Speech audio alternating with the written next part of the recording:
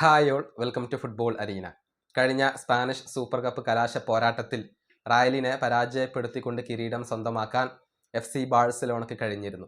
ആ ഫൈനലിൽ ഇരട്ട ഗോളുകൾ നേടാൻ ബ്രസീലിയൻ സൂപ്പർ താരമായ റാഫീഞ്ഞയ്ക്ക് കഴിഞ്ഞിരുന്നു. മാത്രമല്ല അദ്ദേഹത്തിന് കുറച്ചധികം അവസരങ്ങൾ ലഭിക്കുകയും ചെയ്തിരുന്നു. എന്നാൽ അത് അദ്ദേഹം നഷ്ടപ്പെടുത്തിയിരുന്നു. ഇതേക്കുറിച്ച് റാഫീഞ്ഞ ഇപ്പോൾ സംസാരിച്ചിട്ടുണ്ട്. അതായത് കഴിഞ്ഞ മത്സരത്തിൽ റയലിനെതിരെ ഹാട്രിക്ക് നഷ്ടമായി. പക്ഷെ അടുത്ത മത്സരത്തിൽ ആ ഹാട്രിക്ക് നേടിയെടുത്തോളാം എന്നാണ് റാഫീഞ്ഞ ഇപ്പോൾ പറഞ്ഞിട്ടുള്ളത്. അദ്ദേഹത്തിൻ്റെ വാക്കുകൾ ഇങ്ങനെയാണ്: കഴിഞ്ഞ റയലിനെതിരെയുള്ള മത്സരത്തിൽ എനിക്ക് ഹാട്രിക്ക് നേടാൻ സാധിക്കുമായിരുന്നു, പക്ഷേ ആ ഒരു ഗോൾ അവസരം ഞാൻ മിസ്സാക്കി കഴിഞ്ഞു. കുഴപ്പമില്ല, അടുത്ത തവണ ഞാൻ ഹാട്രിക്ക് നേടിക്കോളാം. ഇതാണ് റാഫീഞ്ഞ ഇപ്പോൾ പറഞ്ഞിട്ടുള്ളത്. അദ്ദേഹം കോൺഫിഡൻസിലാണ്.